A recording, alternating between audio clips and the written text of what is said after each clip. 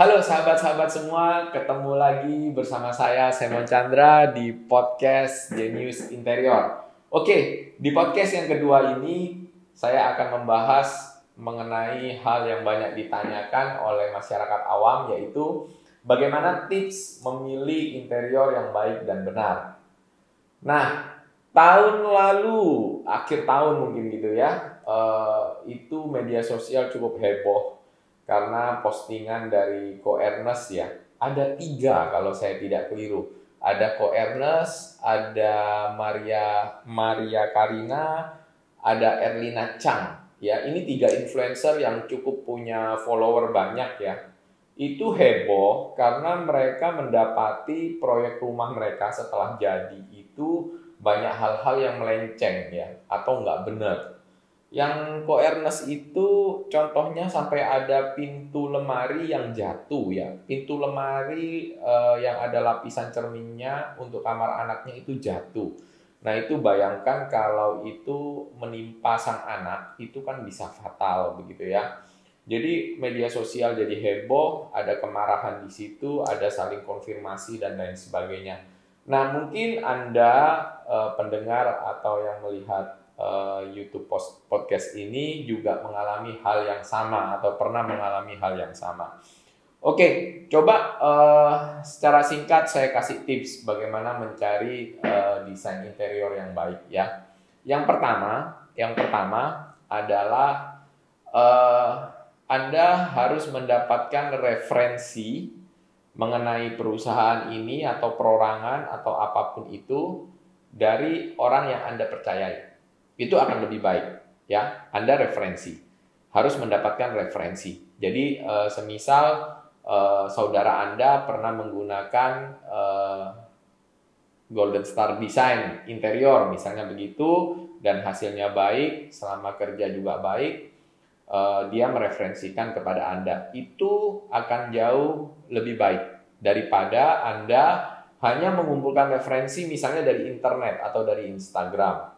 Mengapa? Ya namanya orang jualan gitu ya. Maka yang ditaruh di iklan atau ditaruh di Instagram atau ditaruh di internet itu pasti semua yang bagus-bagus, yang kecap nomor 1 begitu ya. Tetapi saat Anda mendapatkan info dari orang yang sudah mengalami hubungan kerjasama dengan interior tersebut, maka itu bisa dipercaya.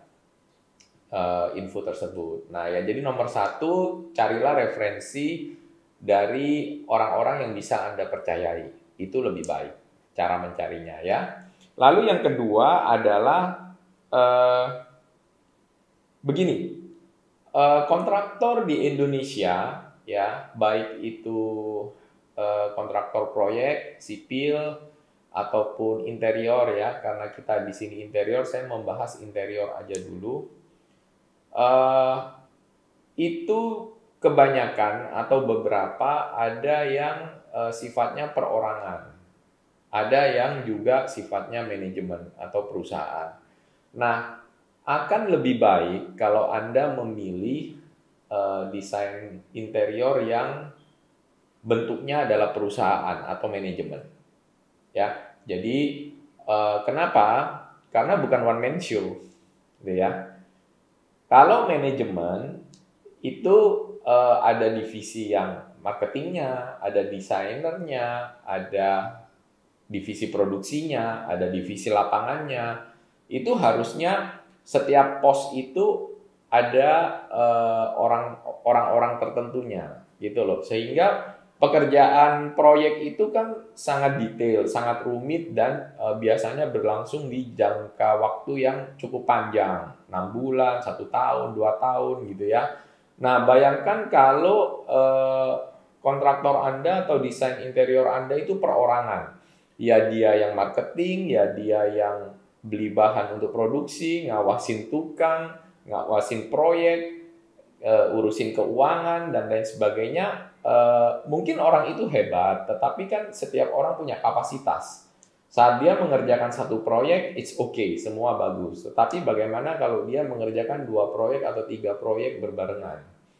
Ya, pasti kapasitasnya nggak mencukupi. Akhirnya karena kapasitasnya kurang, maka pengawasan menjadi loss di lapangan, di produksi, dan lain sebagainya.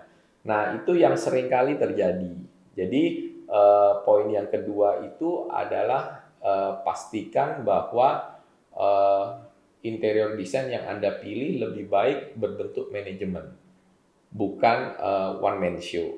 Itu, tapi ya tergantung ke Anda lagi, ya. Lalu yang ketiga adalah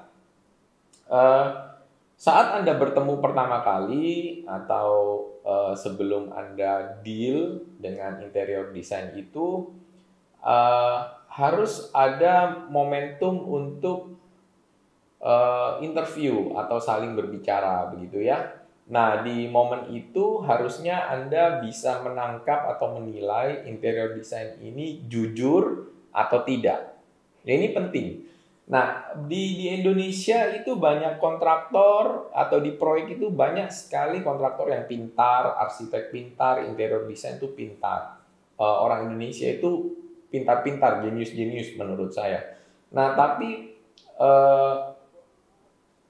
level yang jujur, yang berani berkata yang tidak enak gitu ya di depan itu biasanya sedikit sekali gitu loh. Jadi biasanya saat pertemuan awal-awal selalu kan concernnya ingin deal, sehingga yang diomongin yang indah-indah gitu loh. Padahal proyek itu banyak konsekuensi-konsekuensi yang harus diomongkan di awal. Contoh ya, kayak tragedinya Ko Ernest yang pintu lemarinya, pintu cermin lemari anaknya itu lepas. Itu tidak bisa dilakukan seperti itu karena cermin itu sangat berat. Ya, pintu dilapisin cermin itu beratnya itu ekstrim gitu ya. Maka seharusnya itu disampaikan di awal. Semisal klien meminta seperti itu. Karena apa? Boleh-boleh saja berarti harus memakai misalnya hardware yang khusus, yang mumpuni untuk berat seperti itu. Nah, jadi tidak semua keinginan klien atau harapan klien terhadap desain itu bisa 100% diwujud nyatakan tanpa ada konsekuensi-konsekuensi. Nah, ini yang saya maksud bagaimana seorang interior design yang baik itu harusnya jujur di awal. Bukan cuma untuk mau menjual supaya dapat proyek, tetapi jujur, begitu ya. Lalu yang terakhir, yang keempat, dan yang terpenting dari semuanya adalah trust atau kepercayaan.